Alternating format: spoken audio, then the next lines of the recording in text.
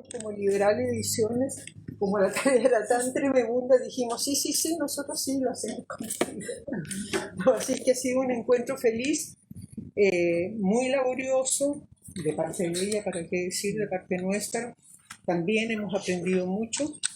En fin, lamentablemente por una normativa del Centro Cultural Gabriel Amistad, no podremos, como solíamos, ofrecerles un brindis y algo para pasar el hambre a esta hora. Lamentablemente, no podemos. Podría ser. No, pero les quiero dejar muy invitados y agradecer en nombre de Liberalia Ediciones, de la cual, empresa editorial y distribuidora de la cual soy directora, en nombre de la librería Prosa y Política, que es una librería online nuestra, y en nombre también, por supuesto, de la librería El GAM, donde estamos, y que es una librería que hemos logrado sacar y repuntar. Creo que es el lugar más bonito y más activo de todo Santiago de Chile como librería, ¿no? Muy invitados siempre. Bienvenidos, dejo con el moderador que les presentará, el profesor Carlos González, ¿no? Y ya presentará por un lado a Francisco Moreno, y yo creo que todos lo conocen, y a doña Natalia. Muchas gracias. Muy buenas noches a todos. Estoy aquí con mucha alegría, en realidad dichoso en primer lugar de ser un representante de todos ustedes que están aquí para felicitarnos de la aparición de este libro, del léxico básico del español de Chile, y muy feliz también de poder estar aquí rodeado por dos grandes amigos, por Natalia, por supuesto, por Natalia Castillo, nuestra autora, y por Francisco Moreno Fernández, a quienes conozco desde hace muchos años. Tengo esa gran fortuna de conocer hace muchos años y sé de su excelente trabajo en ambos casos. En primer lugar, le daré la palabra a quien presentará el libro, a Francisco Moreno, probablemente, sin miedo a exagerar, el mejor sociolingüista de habla hispana y el mejor sociolingüista. También sin miedo a exagerar. Luego de eso, nos dará unas palabras la autora, Natalia Castillo, también la mejor sociolingüista de Chile. Y luego de eso tendremos un intercambio, ¿no? Abriremos el micrófono para que pueda haber un intercambio de preguntas, para que puedan emitir también sus opiniones, propios testimonios, si alguno de ustedes ha acompañado, como sé que es el caso a Natalia en este tiempo en la formación de este libro, y podamos celebrar entre todos este acontecimiento que sé que a todos nos pone muy felices. Así que muchas gracias por estar hoy aquí y Francisco, Paco, muchas gracias. Pues muchas gracias. En primer lugar, le doy las gracias a la autora del libro, a Natalia Castillo, por hacerme partícipe de este acto tan alegre y tan importante siempre en la vida cultural y en la vida académica, y además tener la oportunidad de hacerlo en un lugar tan emblemático como es el GAN. Le doy las gracias también a la editorial, al grupo editorial Liberalia, que ha sacado adelante este proyecto con todas las dificultades que supone, y espero que se hagan una idea cuando termine de presentar esta obra. Le doy las gracias también al gramático más importante del mundo hispanohablante y del norte del extranjero, el profesor Carlos González, por su presentación, y por supuesto a todos ustedes.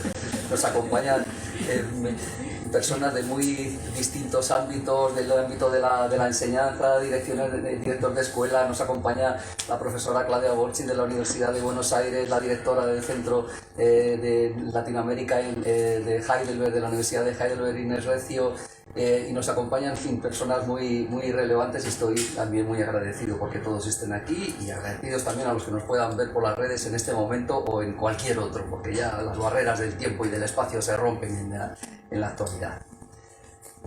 Cuando se presenta un libro, se puede hablar de presentación. Saben que algunas veces se habla también de bautismo del libro, y algún acto de este tipo he visto que los presentadores echan agua sobre el libro para convertirlo en un auténtico bautizo. Si lleváramos a la literalidad lo del lanzamiento del libro, podría ser peligroso, sobre todo estando en una librería, ¿verdad? Pero sea presentación, sea lanzamiento, sea bautismo, el motivo siempre es un motivo, como decía antes, de alegría. Y creo que van a comprender bien de qué hablo, porque es importante que este tipo de obras salgan adelante. En primer lugar, porque tratan sobre palabras. La palabra es algo que no solo nos identifica como humanos, sino que es un elemento fundamental en todo lo que tiene que ver con los estudios del lenguaje. Pero no solo del lenguaje, tanto la propia Real Academia Española en el siglo XVIII, cuando hablaba de la palabra, cuando hizo su primer diccionario de la lengua castellana, se llamaba entonces en España, que luego se llamó también Diccionario de Autoridades, ahí hablaba de la palabra y hablaba de la relación entre la palabra y el concepto. Esa relación entre palabras y conceptos también la expresó Guillermo de Humboldt cuando expuso sus teorías, pero la palabra no acaba ahí porque también se relaciona con las cosas. Albert Dossat, uno de los principales geógrafos lingüistas, hablaba de esa relación estrecha entre las palabras y las cosas, con lo cual tenemos un triángulo mágico de conceptos, palabras y cosas que hacen muy clara la importancia de la palabra en sí y de todas las obras que tratan sobre la palabra. Tan importante es la palabra que la propia palabra genera una gran riqueza de significado. Solo tienen que echarle un vistazo al diccionario de la lengua española, el que publica las academias de la lengua, a la entrada palabra, para que vean que allí, además de las acepciones, vamos a decir, regulares, aparecen una larga cantidad de sublemas o de subentradas, porque la palabra puede ser palabra de honor, puede haber palabras gruesas, hay palabras mágicas, también hay palabras preñadas, aquellas que tienen demasiados significados o que no se captan en cada momento. Hay palabras que se lanzan al aire, hay palabras que son cruzadas, hay palabras mayores.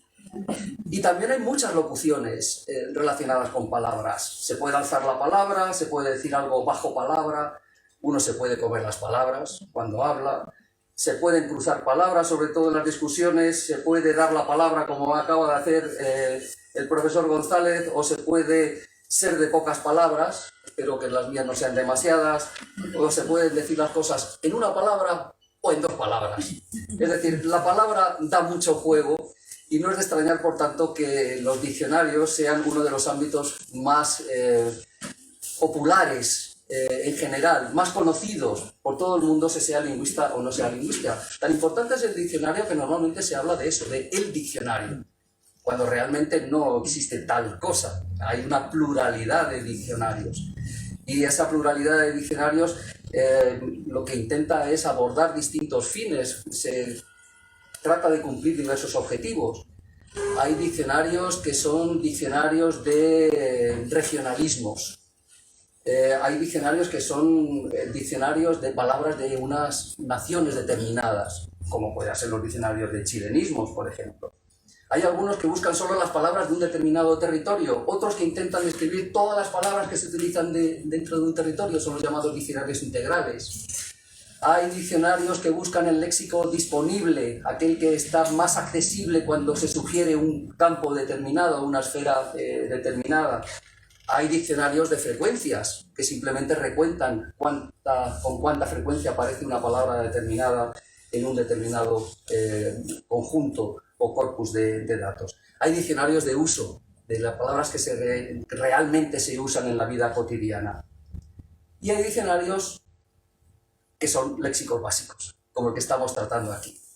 Este es un diccionario especial o un libro en general especial, porque es un libro que no hay que leer, cosa que es paradójica, solo hay que leerse la introducción, eso sí merece la pena, pero el libro no hay que leerlo, no es un libro para poner, porque ya saben que hay gente aficionada a leer el diccionario, ¿verdad? Comienza por la A, lo tienen en la mesilla de noche y van leyendo diccionario, aunque solo sea para agarrar el sueño. Pero este libro no es para leerlo, es para otra cosa. Es un libro pensado más en la práctica que en la lectura, como ahora intentaré explicar. Es un diccionario de léxico básico, entendiendo por léxico básico aquel que se utiliza con más frecuencia, pero que se utiliza con más frecuencia en diversos ámbitos, en diversos tipos de textos. Una palabra puede ser muy frecuente en todos los textos o puede ser muy frecuente en un solo tipo de texto. Por lo tanto, es mucho más básica aquella que se maneja con frecuencia en muy diversos ámbitos, por decir, la prensa, ensayos, programas deportivos de todo tipo, que aquella que se utiliza muy frecuentemente solo en un campo.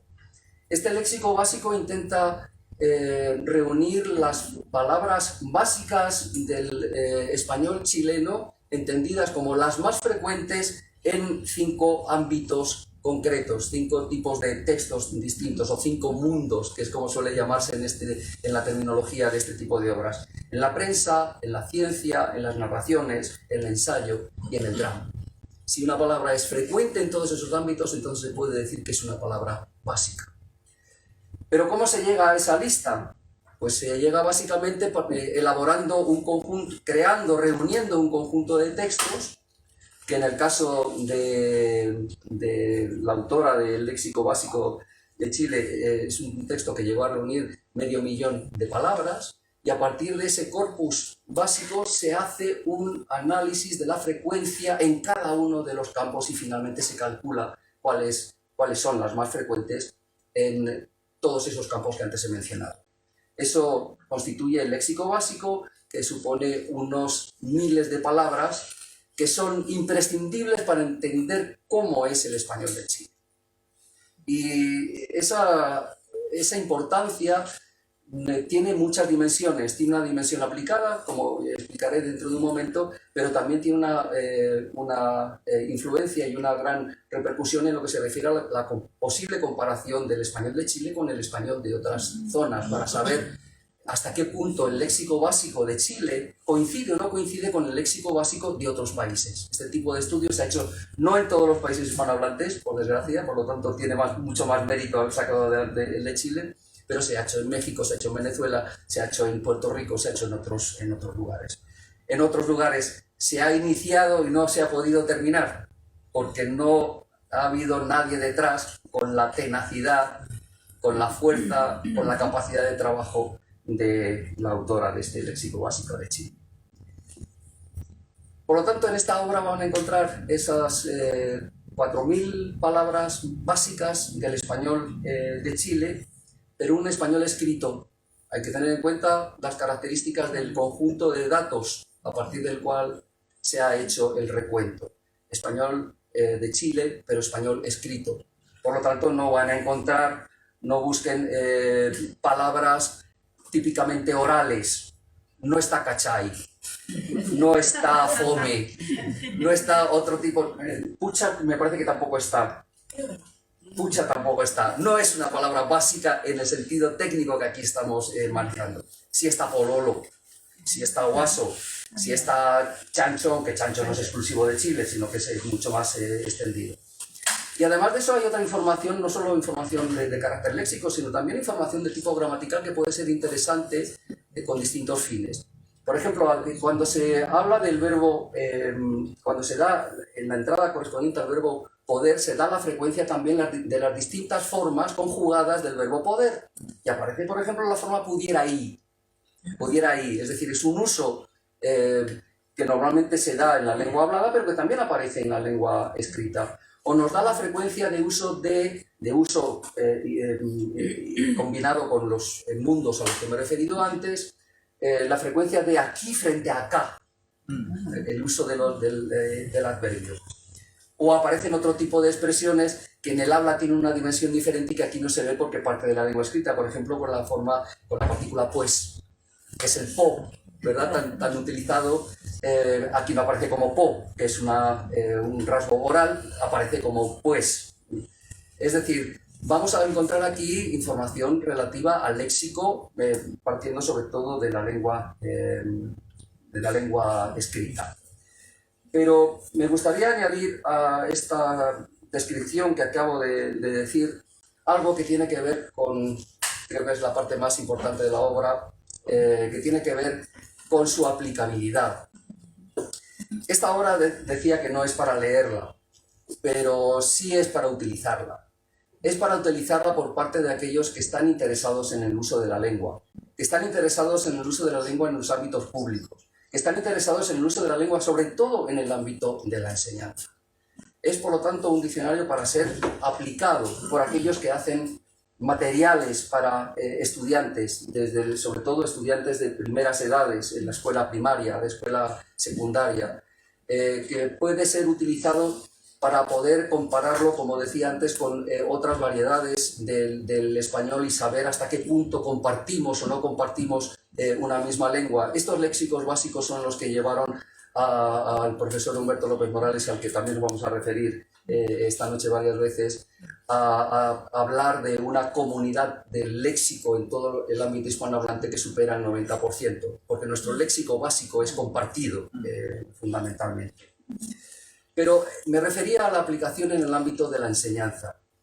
Y aquí hay que recordar unas palabras de un señor apellidado Castillo Insulza, que Natalia conocía muy bien, y que hablaba de las... a esta referencia me refiero, no lo voy a leer literalmente, pero él hablaba de dos cosas que son importantes. Por un lado, en la enseñanza, en la educación, hay que distinguir entre lo que es fundamental y lo que es adquirir información. Adquirir información cada vez es más fácil visto por diversos canales, pero discernir lo que es fundamental de lo que no es fundamental, eso no te lo enseñan el acceso a Google o a otras plataformas. Eso te lo enseñan los maestros, las maestras y los instrumentos y materiales que utilizan. Eso fue una enseñanza de Castillo Insulza, y también se refería a la atención que hay que prestar a la palabra, la importancia de la palabra, en definitiva, la importancia del lenguaje en todo el proceso de enseñanza, puesto que el lenguaje es transversal a todas las materias. Este léxico básico, por lo tanto, tiene una clara aplicación en ese ámbito de la enseñanza básica, refleja esas ideas formuladas por Castillo Insulza, pero tiene una aplicación también muy clara en el ámbito de la enseñanza de español como lengua segunda o como lengua extranjera. O sea, a la hora de enseñar español a brasileños que puedan venir o estadounidenses que puedan venir a Chile, cuando se elaboran métodos, un extranjero que viene a aprender español o castellano a Chile debe conocer el léxico básico de Chile. ¿Dónde encontrar esa información? En esta obra. No hay otra obra que nos diga claramente cuáles son las palabras que deben conocer los extranjeros que vengan a aprender español a Chile. Y su aplicación en el ámbito de las segundas lenguas es muy evidente, tanto como su aplicación en el ámbito de la lengua primera, sobre todo en la enseñanza primaria y secundaria. Y quería terminar esta breve presentación, ya que he hablado del libro, ahora me gustaría hablar de la autora. De la autora Natalia Castillo, porque creo que merece la pena destacar en ella tres cualidades que se quedan muy bien reflejadas en esta obra y en la publicación de esta obra. Una primera cualidad que yo destacaría sería la de la lealtad. Lealtad hacia sus maestros, principalmente hacia su gran maestro Humberto López Morales, y no estaría mal que convirtiéramos este acto, ¿verdad?, en un homenaje al profesor Humberto López Morales, del que tanto hemos aprendido todos. Ha sido muy leal a su maestro, ella lo contará, supongo, ahora mucho mejor y en primera persona.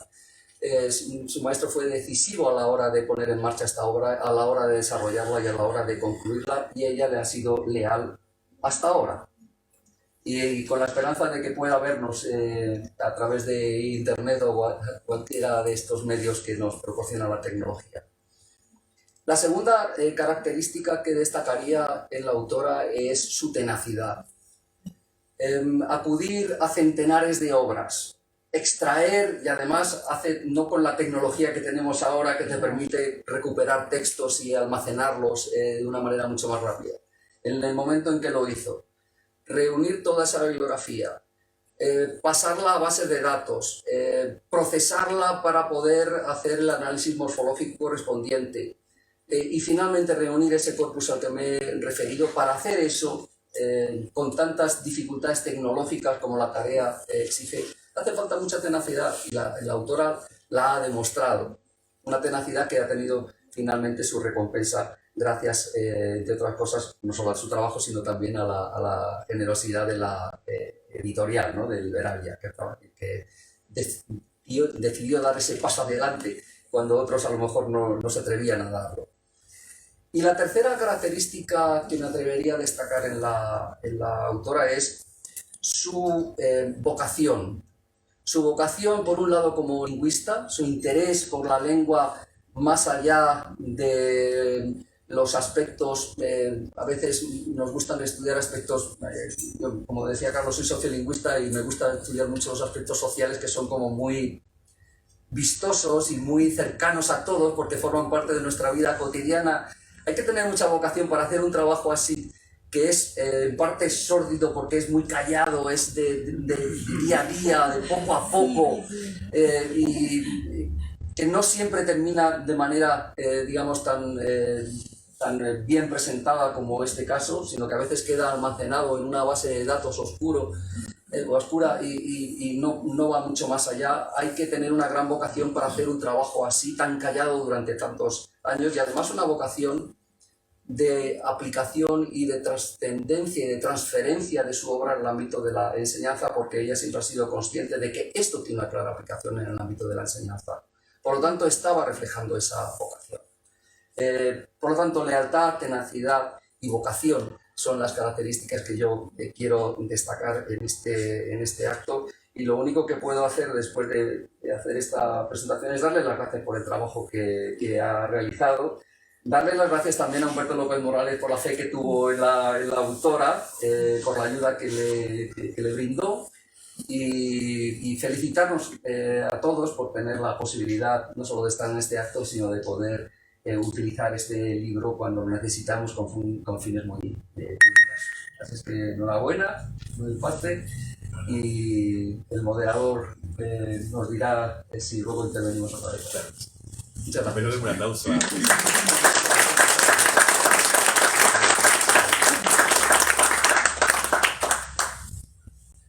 Muy bien, y ahora le doy la palabra a la autora Natalia Castillo, quien nos ha dicho que quiere ser muy breve, pero espero que no lo sea tanto, así que la vamos también a preparar un poquito para que nos cuente más cosas de la génesis de este libro, de su propósito, y para que luego, como les prometí hace un ratito, podamos entablar también una conversación tanto con ella como con nuestro presentador, con Francisco Moreno.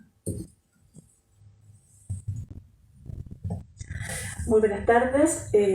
Muchas gracias a todos por estar aquí acompañándonos.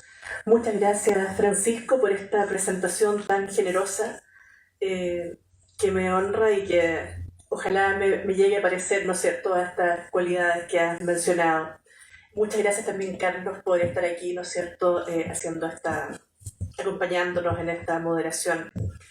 Quiero ser breve, es cierto, porque no quiero entrar en aspectos demasiado técnicos, a no ser que me los pregunten, y quiero fundamentalmente usar este momento para agradecer a muchas personas que han estado, están y seguirán estando con nosotros y están reflejados en este diccionario.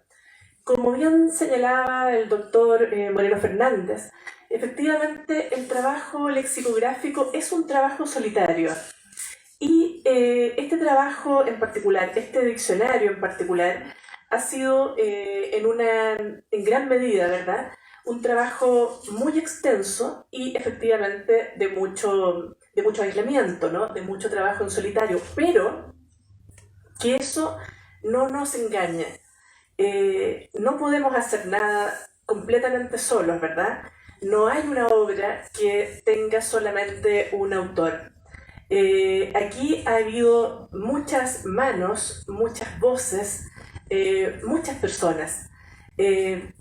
Por supuesto, en primer lugar, como bien señalaba Francisco, el doctor Humberto López Morales, a quien envío desde aquí un fuerte abrazo y que espero que nos pueda estar escuchando desde Estados Unidos.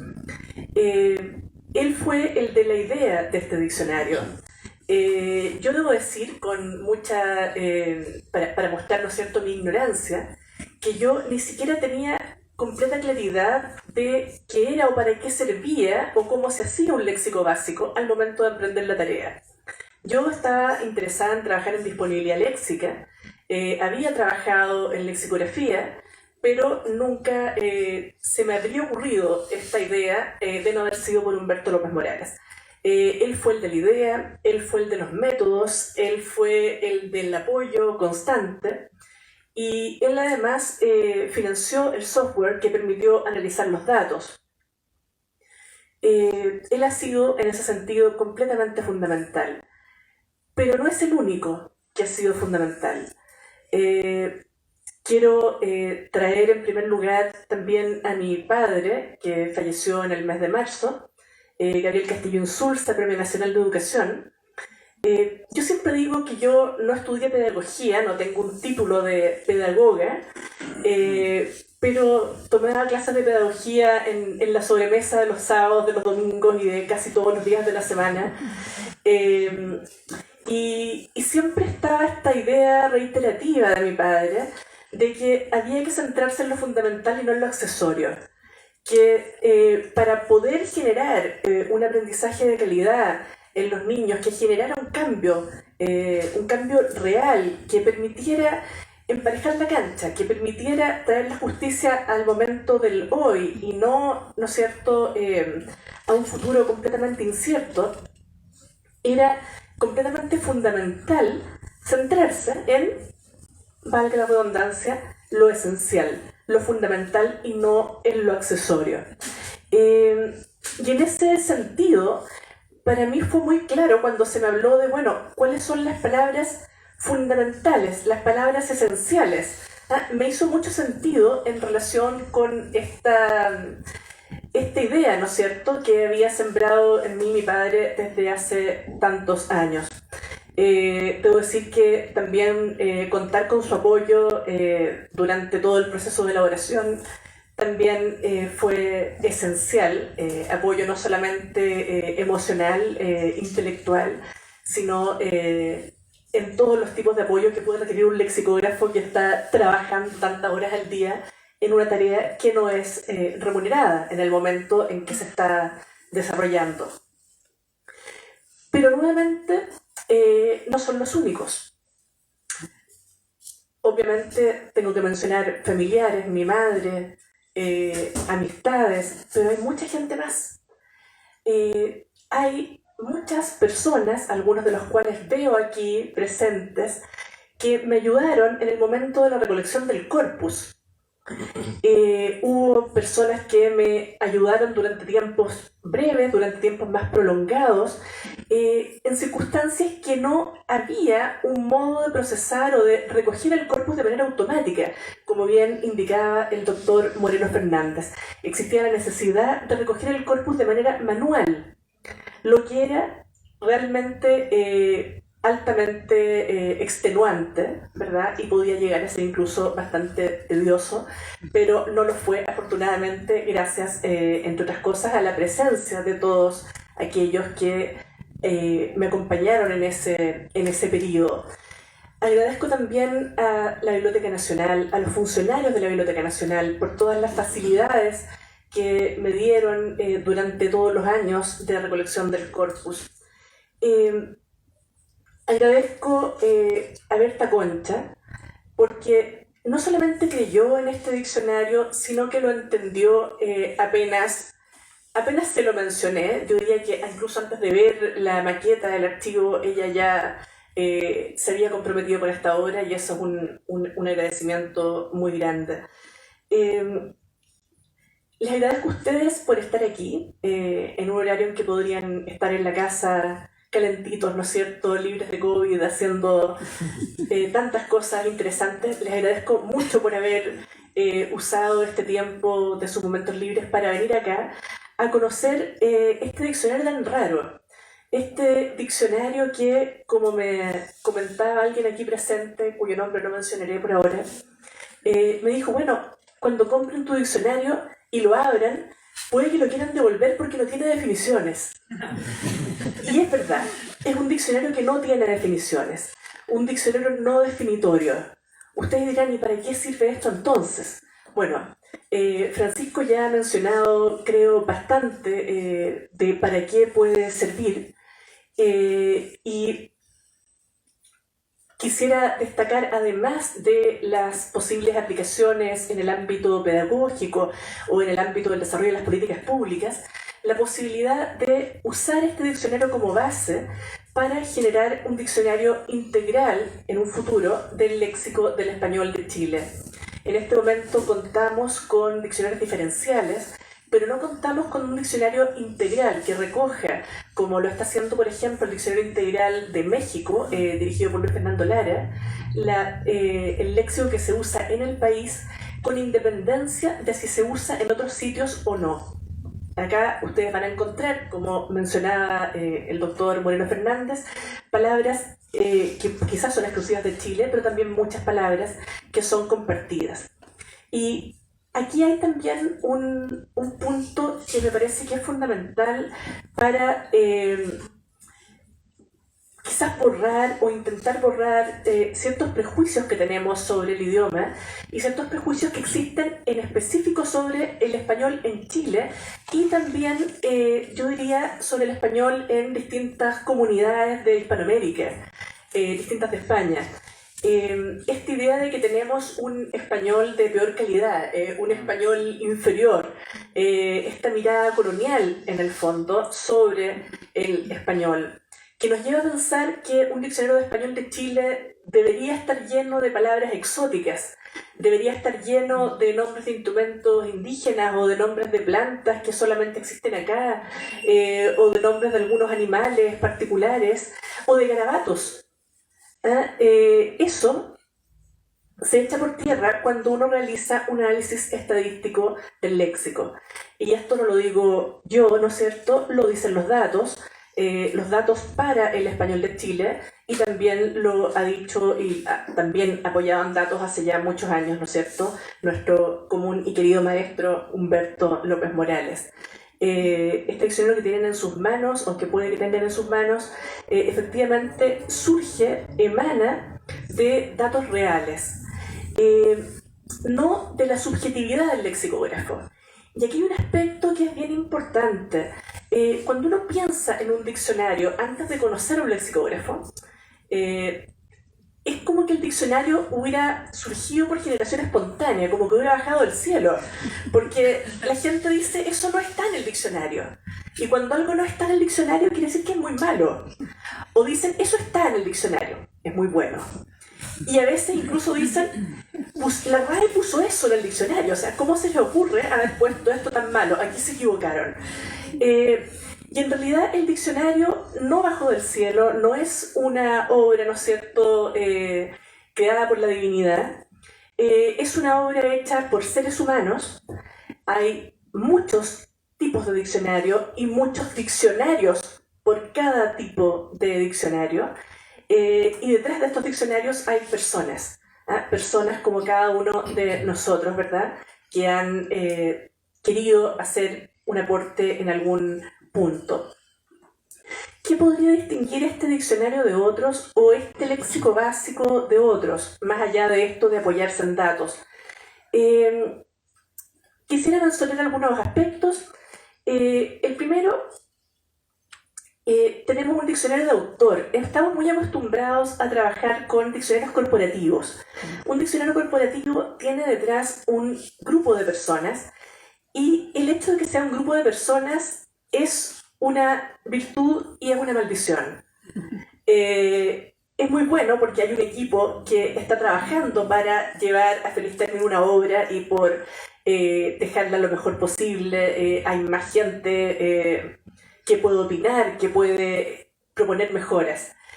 Pero también hay más camisa de fuerza, porque es necesario ajustarse al acuerdo. Hay que llegar a acuerdos. Y además de tener que llegar a acuerdos, sincrónicamente, de llegar a acuerdos en el ahora, hay que respetar la misión de esa institución, que puede tener cientos de años. Por lo tanto, no es llegar, ¿verdad?, y generar cambios o propuestas de manera tan rápida. A eso se contrapone un diccionario de autor. Diccionarios de autor hemos tenido muchos en el caso de Chile. Se inicia la tradición con Zorobabel Rodríguez en el año 1875 con su diccionario de chilenismos. Y tras él hemos tenido diversos diccionarios de autor muy interesantes, de esos diccionarios que uno puede tener en el velador y leer y disfrutar. Pero no había un diccionario de autora. Si bien hay mujeres lexicógrafas y hay muy buenas lexicógrafas, pero por alguna razón no tenemos un diccionario del español de Chile producido o generado, ¿no es cierto?, íntegramente por una mujer. Eso me parece que es un punto interesante, y también eso me interesó que se viera desde el diseño, y por eso pueden ver estos colores tan psicodélicos que hacen que el libro no parezca tanto un diccionario, porque yo no quería que se pareciera a esos diccionarios, ¿verdad?, corporativos, y quería que eso se notara desde la portada. Entonces, bueno, esos colores también están ahí. Y otro aspecto más que quisiera destacar es que muchas veces cuando en lexicografía se trabaja sobre datos, esos datos suelen elegirse a partir de dos tipos de fuentes. En ocasiones, porque vuelvo a recordar, esta no es una tarea remunerada, es una tarea que toma muchos años, pero que no tiene financiamiento durante la elaboración de la obra. De hecho, la mayoría de los fondos de investigación no financia recopilaciones de léxico, como se suelen llamar. Por lo tanto, no hay nadie que pague este trabajo.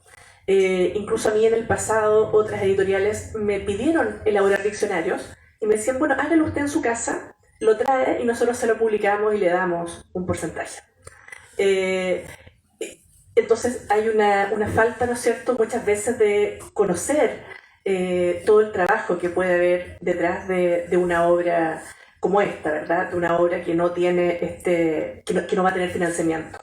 Al no tener financiamiento, ¿qué es lo que puede pasar? Que el lexicógrafo se base en lo que tiene a la mano. ¿Qué es lo que tiene a la mano? Los libros de su casa, los libros de las bibliotecas a las que tiene acceso, los diarios que él compra, a los que está suscrito. Y eso restringe muchísimo la variedad de las fuentes. ¿Qué otra cosa puede pasar? Si esto es de una corporación, por ejemplo, que haya un poco más de recursos, se van a llegar distintas personas con sus obras de la casa o con las obras de la corporación, de la institución, pero entonces van a ser obras seleccionadas por buenas o seleccionadas por ser del gusto personal del lexicógrafo. Porque creo que nadie va por ahí comprando libros que considera que pueden ser malos o diarios que le parece que representan unas ideologías con las que no está de acuerdo. ¿Qué es lo que hay acá? Viendo esa realidad, a mí me interesó que aquí se representaran o pudieran tener espacio de representación todas las obras con independencia de su calidad, de su difusión, de quién los había publicado, de cuántos se habían vendido o si no se habían vendido en absoluto. Y para eso preferí acudir a la Biblioteca Nacional. Por ley, en la Biblioteca Nacional de Chile debiera depositarse al menos un ejemplar cada vez que sale un libro nuevo. No siempre se cumple, pero es lo que debería ocurrir. ¿Y esto qué significa? Que en los muestreos realizados, en los sorteos para obtener libros y diarios, hay o puede haber libros buenos, están todos aquí mencionados, o puede haber, no soy quien yo para juzgar, y acá estoy hablando tanto de literatura como ensayos, textos técnicos, puede haber libros que sean quizás no muy buenos. Había algunos que nadie había sacado nunca, que yo fui la primera en pedir. Había autoediciones. Había libros con las ideologías más insospechadas. Y cuando les digo más insospechadas, realmente muy insospechadas. O sea, esos libros que uno jamás compraría, que si uno se los regalaran los botaría, esos libros también estaban ahí. Y a mí me parece que eso es un aporte, desde mi punto de vista. O sea, que no haya un sesgo que yo llamé ni estético ni ideológico. Porque esto no intenta compendiar las obras cumbres, ¿no es cierto?, de nuestra literatura o de nuestra ciencia. Lo que estamos buscando aquí es saber cuál es la base científica para obtener el núcleo estadístico del español de Chile. Y ese núcleo estadístico no es patrimonio de unos pocos, es patrimonio de todos. Y no todos publican fantásticos libros, ni libros que van a ser un boom de ventas, ni nada por el estilo. Creo que me he extendido más de lo que pensaba.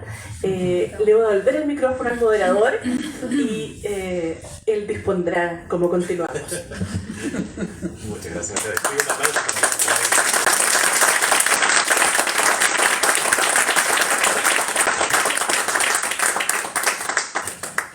Llegó el momento en que vamos a conversar tanto con nuestra autora como con nuestro presentador.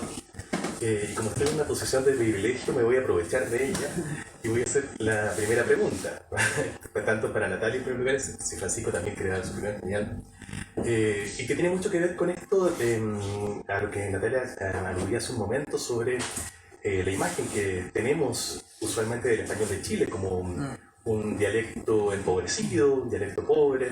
De hecho, tradicionalmente muchas figuras de nuestro ámbito cultural, algunas ligadas al lenguaje, otras de otras disciplinas, han extendido algunas opiniones que incluso se han transformado en mitos muy creídos, ¿no? Como por ejemplo aquel de que el chileno en promedio domina 400 palabras. Por ejemplo, yo miro justamente el mito de las 400 palabras, que es además una cifra un poco mágica porque se repite habitualmente en foros de internet, muchísimo por supuesto, pero también incluso en opiniones aparecidas en diarios, conferencias, entrevistas. Entonces, bueno, a propósito de eso, a propósito de justamente de nuestra supuesta pobreza léxica, que obviamente podemos contrastar con este producto, quisiera preguntarle a Natalia, además como ella también es especialista en disponibilidad léxica, ¿no? Que es uno de los ámbitos que también la apasiona, ¿qué opina de este mito? ¿Qué opina del mito de la pobreza léxica del chileno justamente después de hacer un trabajo de esta envergadura? Muchas gracias, Carlos. Tengo que citar a Humberto López Morales para decir que efectivamente todos estos supuestos, estas suposiciones, se caen inmediatamente cuando chocan con los datos. Yo no conozco una investigación que compruebe que usamos 400 o 300 o 200 o 500 palabras. No sé si eso responde a la pregunta. Aquí en el léxico básico tenemos 4.831 vocablos. 4.831. Y tendría que agregar que el léxico básico no se basta por sí solo. Una característica del léxico básico es que tiende a ser atemático.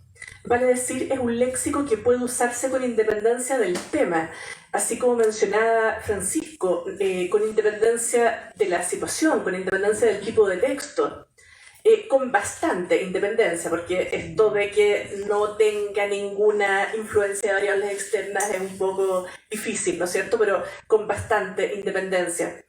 Pero no se basta solo. Existe también el léxico disponible, el primero que se nos viene a la mente cuando pensamos en algún tema específico. Entonces, por ejemplo, una palabra como tenedor, que todos usamos, tenemos tenedores en la casa, sabemos lo que es un tenedor, un niño de 2 años sabe lo que es un tenedor, pero tenedor, ¿cuándo lo vamos a emplear? Bueno, cuando estemos comiendo y nos falta un tenedor, o cuando tenemos que poner la mesa, o cuando compramos tenedores, no tenemos muchas más opciones para hablar del tenedor. Sería raro que saliera en la prensa, a no ser que alguien matara a alguien con un tenedor, sería una posibilidad. Entonces, eso hace que, siendo una palabra altamente disponible, no sea una palabra de alto uso, pero es una palabra necesaria. Entonces, ya pensemos en que necesito, además del léxico básico, un léxico disponible. Y ya con eso no me da por ninguna parte lo de las 300 o 400 palabras. Sí, yo podría añadir algún comentario en relación con el buen español, con el mal español, con el buen castellano o el mal castellano, porque efectivamente hay áreas del mundo hispanohablante en las que existe una conciencia colectiva de que eso es así. Pero hay que saber, en primer lugar, que estas obras, ponen sobre la mesa una realidad que desmiente ese tipo de concepto. Y por otro lado hay que tener en cuenta que esa forma de concebir las categorías, las calidades de las formas de hablar, se repiten de manera recursiva como si fueran muñecas rusas, babuscas, ¿verdad? Una dentro de otra, de tal manera que si los chilenos o algunos chilenos o el conjunto pueden sentir que su forma de hablar es peor que la del conjunto de los hispanohablantes, ese esquema se repite en todos los niveles. Dentro de España hay regiones que consideran que hablan muy mal. La región en general, la región de Murcia y los propios canarios tienen una conciencia colectiva de no hablar bien el castellano, el español. Los propios andaluces es una polémica constante en la prensa. Dentro de América en general, Centroamérica también reproduce ese esquema. Pero dentro de México, México tiene en general una visión más optimista de su habla que la centroamericana, pero dentro de México está la región de Sinaloa, a la que colectivamente consideran que es, digamos, de un español de peor calidad. Es decir, el esquema se reproduce siempre, no es algo exclusivo de aquí. Es una cuestión ideológica, las ideologías se mueven con una serie de mecanismos y uno de los mecanismos es el de la recursividad. Por lo tanto, no estamos ante nada excepcional y, como decía, por suerte este tipo de obras técnicas demuestran hasta qué punto esas ideologías no están basadas en datos reales, sino en percepciones heredadas, en ideologías de distinto origen, en conceptos que no tienen que ver con el uso real, sino que tienen que ver con otros aspectos históricos, colectivos y de distinta naturaleza. Quisiera ahora abrir el micrófono, ofrecer justamente la palabra a miembros de nuestra comunidad de hoy que asisten a esta presentación para preguntas o comentarios sobre esta obra. Yo quiero comentar, pero no necesariamente preguntar. Quiero agradecer a Natalia, que además conozco hace mucho tiempo y quiero mucho, por este trabajo. De verdad que a mí me emociona, que compartimos las mismas palabras, y además que creo que es un gran aporte en el ámbito de la educación, que es un área en la que yo trabajo. Y felicitarte por tu trabajo, linda, preciosa amiga, esfuerzo, dedicación, capacidad intelectual, todo lo que puedo decir positivo en cuanto a lo que tenga relación con el texto, y también con tus competencias y habilidades personales, porque sé que tuvieron una importante práctica. Así que, de todo corazón, con cariño, amor, y además, desde el punto de vista de la educación, te lo agradezco. Muchas gracias, Nadia. Gracias, Nadia. Sí, ahí al fondo. Profesora Natalia, un gusto volver a verla. Hola, Ricardo. Quisiera hacer una pregunta que va a servir a modo de contrapunto de lo que discutían adelante. ¿Cuál es la visión de la lengua que sustenta su proyecto, su léxico fundamental? Eso. ¿Me podrías precisar un poco más la pregunta? ¿Cuál es la visión de la lengua que sustenta su proyecto de léxico fundamental? ¿Qué atribuciones le daría usted a la lengua que sirva a modo de fundamento de lo que usted está haciendo?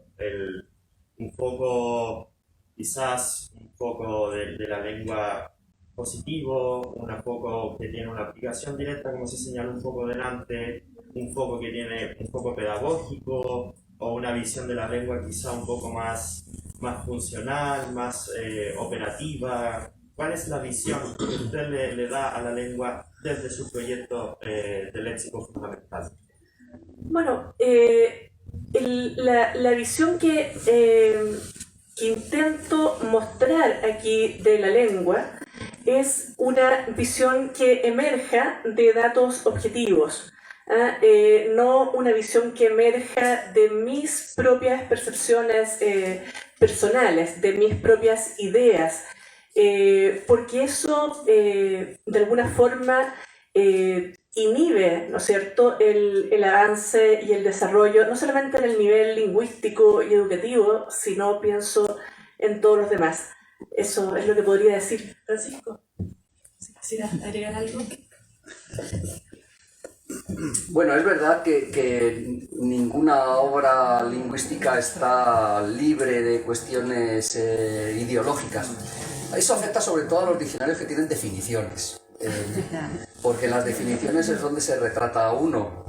Y bueno, tenemos el ejemplo de nuestro diccionario de las academias, que tiene la gran virtud de aguantar el paso del tiempo, o sea, tiene más de 300 años y sigue siendo útil y sigue siendo demandado por muchas comunidades hispanohablantes, pero evidentemente ese diccionario refleja ideologías de distinta época, que ahora está intentando actualizarse de acuerdo a las ideologías actuales, a los trasfondos ideológicos actuales. Esta obra, sin embargo, no tiene más sesgo desde mi punto de vista que el criterio para seleccionar el corpus. Son muchas las obras, no sé cuántas, ¿se sabrá exactamente el número de obras? Más de 3.000 libros. Más de 3.000 obras. Evidentemente, en Chile se han publicado más de 3.000 libros. Es decir, lo ideal habría sido trabajar con todos los libros publicados en Chile, pero eso es un imposible. Por lo tanto, trabajar con 3.000 obras o 4.000 obras demuestra el deseo de reflejar realmente cuál es la realidad del español de Chile escrito, que es otro sesgo que hay, pero hay que ponerle puertas al proyecto, porque si no, no sería inabarcable. Además, el léxico está cambiando constantemente, por lo tanto sería un trabajo sin fin, hay que poner unos límites.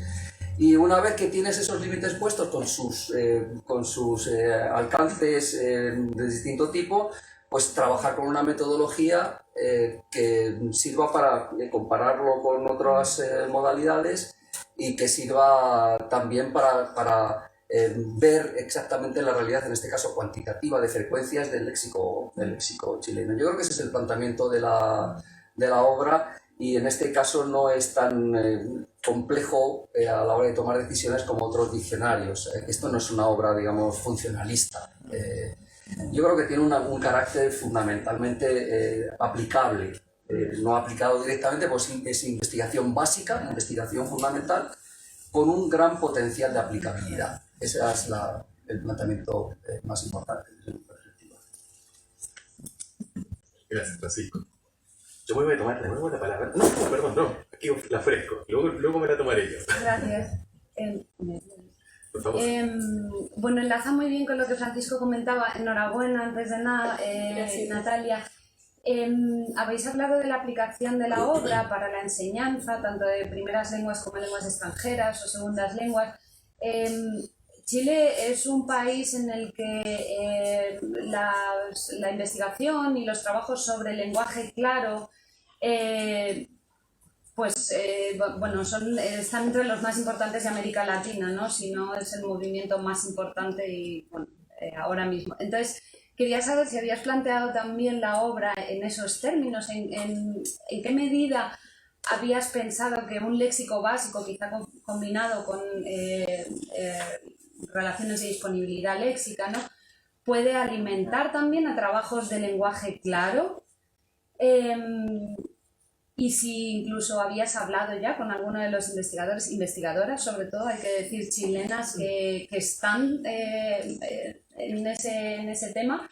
Y luego lo segundo es una curiosidad, que si te acuerdas a bote pronto de si hay algún extranjerismo entre los lemas, dentro de tu léxico básico. Muchas gracias, Inés, por la pregunta. Respecto a lo primero, sí, es una pregunta compuesta.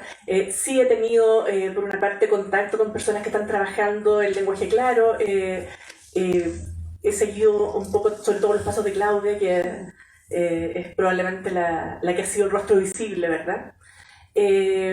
Y sí, me parece que efectivamente contar con un léxico básico es fundamental para llevar, ¿no es cierto?, la claridad al lenguaje, para uniformar criterios y para establecer políticas públicas en general respecto del lenguaje. Eso por una parte. Por otra parte, la segunda pregunta era por extranjerismos. Y ahí yo devolvería la pregunta y preguntaría ¿qué es un extranjerismo? Muchas gracias. Bueno, te invito a continuar ese diálogo en un momento más. Ahora sí me voy a tomar la palabra entonces, porque a propósito justamente de lo que planteaban también Natalia y Francisco hace un momento sobre la base escrita, ¿no? de este léxico básico. Yo creo que como muchos de ustedes les va a pasar, yo después de esto me quedé con hambre, ¿no? Me voy a quedar con un gran apetito de conocer también el léxico básico que incluya nuestro español oral, ¿no? Entonces quisiera preguntarle tanto a Natalia es una pregunta incómoda, y también a Francisco, a Natalia preguntarle, para incomodarla, si tiene pensado sacrificarse y ofrecernos también un léxico, una segunda parte de este léxico básico que incluya obras del español oral, si lo ha pensado. Luego también tanto a Natalia como a Francisco saber si este tipo de obras de léxico básico también se ha hecho con el español oral en otras partes de nuestra... Bueno, vuelvo nuevamente. Primero, volver a la pregunta anterior, lo que preguntaba un poco de qué es lo que es un extranjerismo, era fundamentalmente porque desde donde yo lo mire, desde donde me sitúe y desde el momento en que me sitúe, podría decir que un porcentaje altísimo del español en realidad está compuesto por palabras tomadas de otras lenguas. Entonces, ahora, si pensamos en una palabra que sea muy nueva, con una forma que se note completamente que es extranjera, probablemente es difícil que esté, no porque yo no quiera, sino porque al ser un léxico básico es también un léxico que tiene que tener estabilidad en el tiempo. Y cuando el léxico va teniendo estabilidad en el tiempo, normalmente se va adaptando, de modo que nos olvidamos de que es un préstamo. Y va teniendo una forma que nos parece que siempre fue español. Eso es lo que pasa con los extranjerismos, ¿verdad? Que son un tema que a mí por lo menos me gusta muchísimo, los préstamos. Respecto del léxico básico oral, a ver, lo primero que le diría a Carlos, es mi amigo Carlos, ¿no? Creo que es. A ver, cuando yo inicié este trabajo, recuerdo haberle dicho a Humberto López Morales, pero Humberto, ¿cómo voy a trabajar solamente con obras escritas? Voy a trabajar también con obras orales. Y me dijo, pero tú estás loca, ¿no? Y esto no es por un desdén hacia la oralidad, en absoluto. Efectivamente, este es un trabajo que ha tomado muchísimos años. Y trabajar con oralidad no solamente requiere aún más tiempo de trabajo, sino que requiere otras precisiones metodológicas. Como bien señala Amparo Morales, autora del Léxico Básico del Español de Puerto Rico, trabajar con fuentes escritas permite operar sobre categorías que están más o menos preestablecidas de antemano. Digo más o menos, en la medida que tenemos obras dramáticas, obras que son escritas para ser representadas y que por lo tanto intenten reflejar la oralidad, aunque no son propiamente, ¿no es cierto?, lenguaje oral, obras narrativas, ensayos, textos técnicos y científicos. Aquí yo cuando voy hablando, ustedes verán que no siempre es tan claro el límite entre una y otra categoría, entonces eso también es algo que hay que precisar. Y prensa.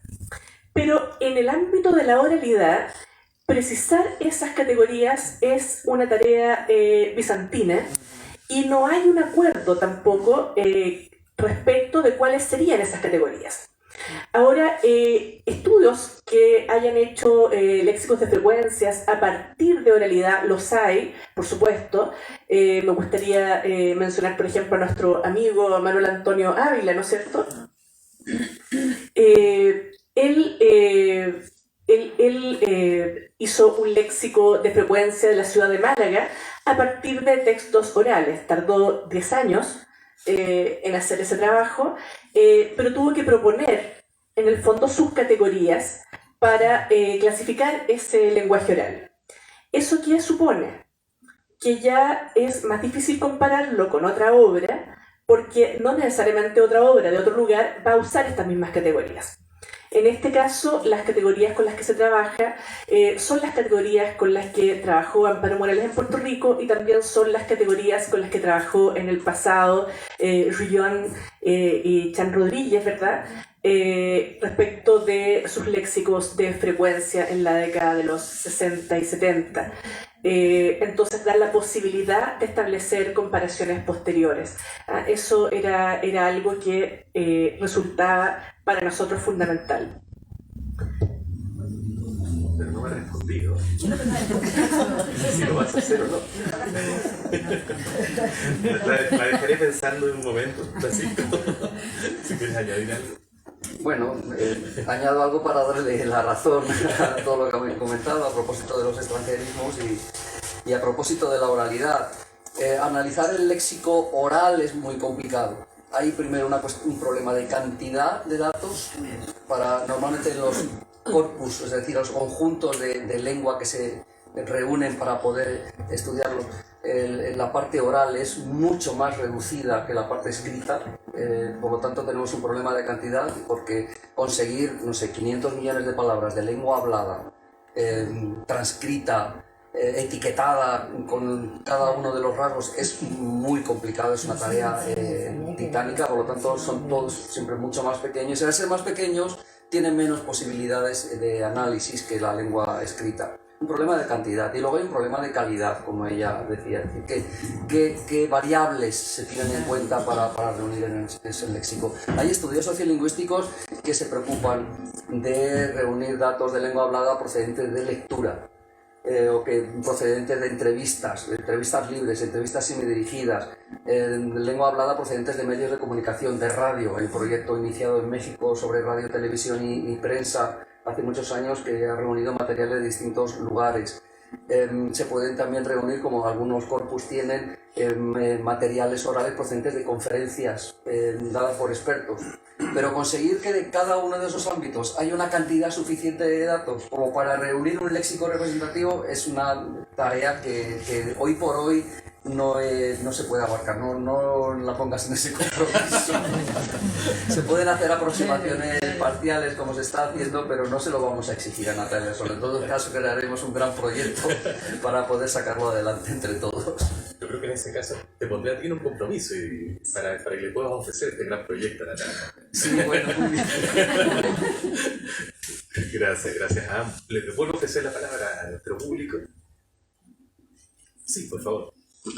Primero quiero felicitar a Natalia por el trabajo. Yo vine porque escuché ayer Vuelan las plumas y ella en ese programa mencionó al profesor Ambrosio Rabanal, que fue el profesor mío.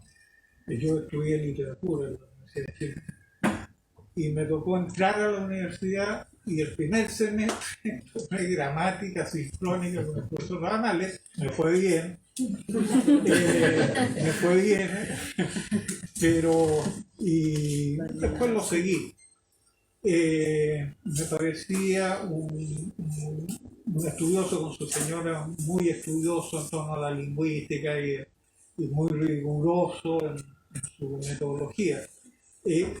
Su obra es tributaria en qué aspecto, fuera del rigor científico que tenía el profesor Rabanales, en qué aspecto más le tocó el fondo de su trabajo.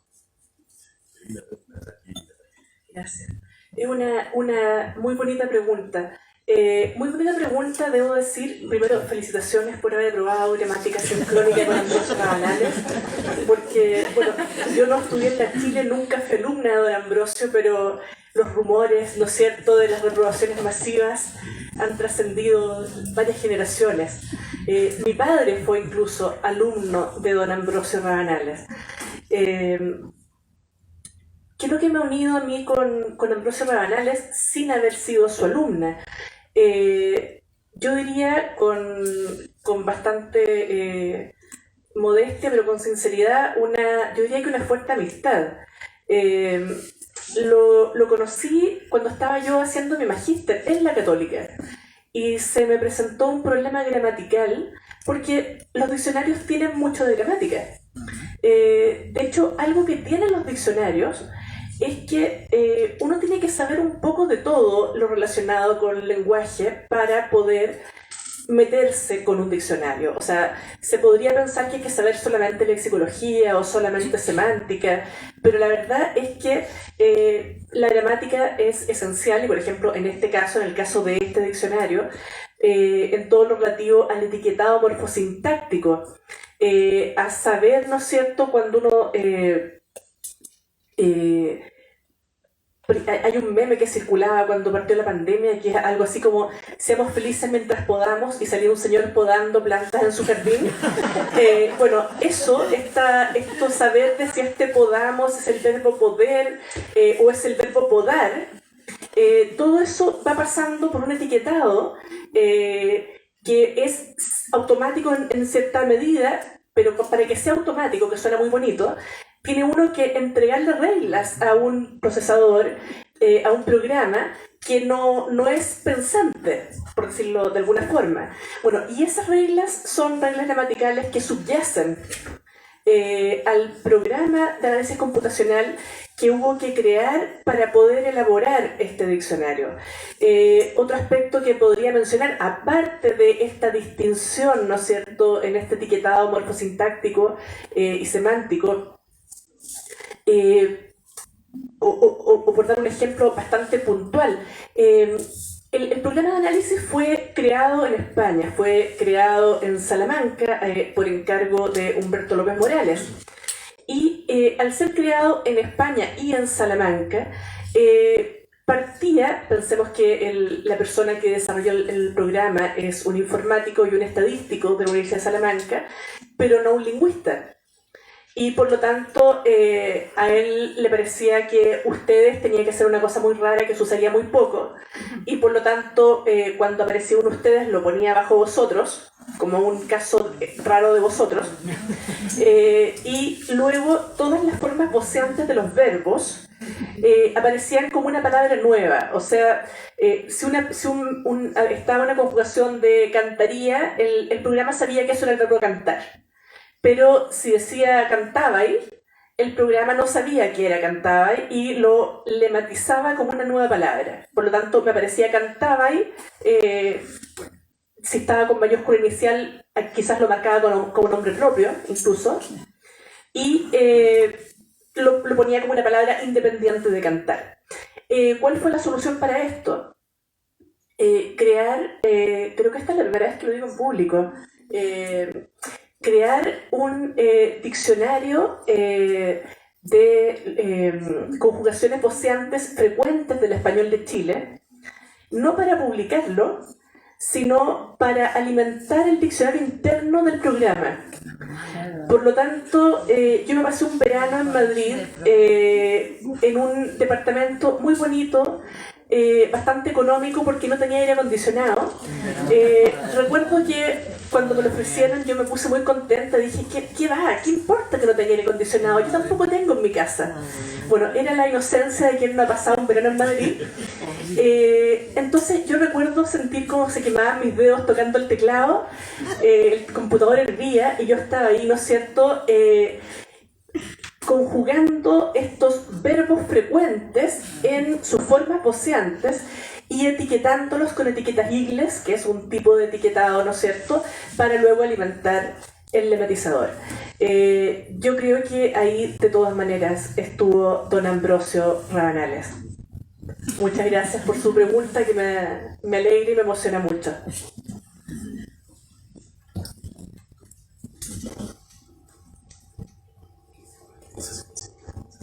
Bueno, perfecto. ¿Alguna otra pregunta? Creo que nos queda espacio para una última pregunta. ¿Puedes hacer un comentario? Claro que sí.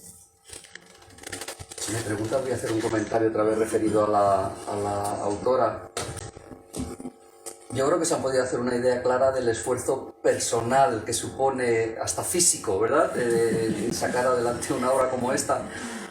Casi podríamos decir que eso es típico de los lexicógrafos. Los lexicógrafos son muy a menudo gente, o han sido históricamente, ahora son más equipos, pero históricamente han sido gente solitaria. Muchos de ellos un poquito raros o distintos. Te voy a poner un ejemplo. Samuel Johnson, uno de los grandes lexicógrafos de la historia de la lexicografía, en este caso para el inglés. Samuel Johnson era un hombre solitario, irascible, tenía síndrome de Tourette, daba gritos, hacía aspavientos, nadie quería estar junto a él, era tremendamente inteligente. Entonces, en su soledad lexicográfica se dedicaba a hacer bromas dentro del diccionario. Por ejemplo, cuando definía la palabra avena, decía: la avena es un cereal que comen los caballos y también los escoceses. O sea, bromas de este tipo para salir un poco de su soledad. Eso en parte tiene que ver con el trabajo aislado del lexicógrafo. Pues bien, en este caso, la autora no solo no se ha vuelto loca ni ha creado definiciones raras, sino que ha mantenido toda su cordura, toda su inteligencia y toda su frescura intelectual. Así es que enhorabuena por haber superado este reto, que no todos han superado.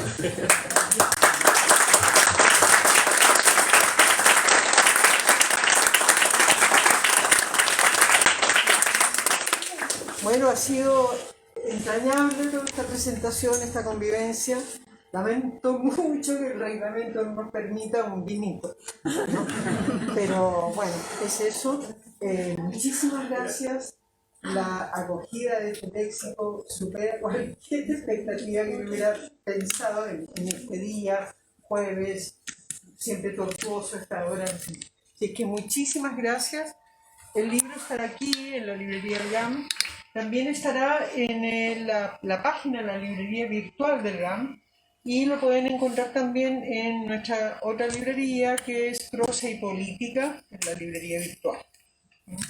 Así que nada, muchísimas gracias, felicitaciones, gracias por venir de tan lejos, gracias por ofrecer esta moderación un poco moderada. Y gracias a Andrés Gallardo, que fue quien nos unió. Sí, Muchas gracias, Andrés Gallardo. Sí, bueno, muchísimas gracias.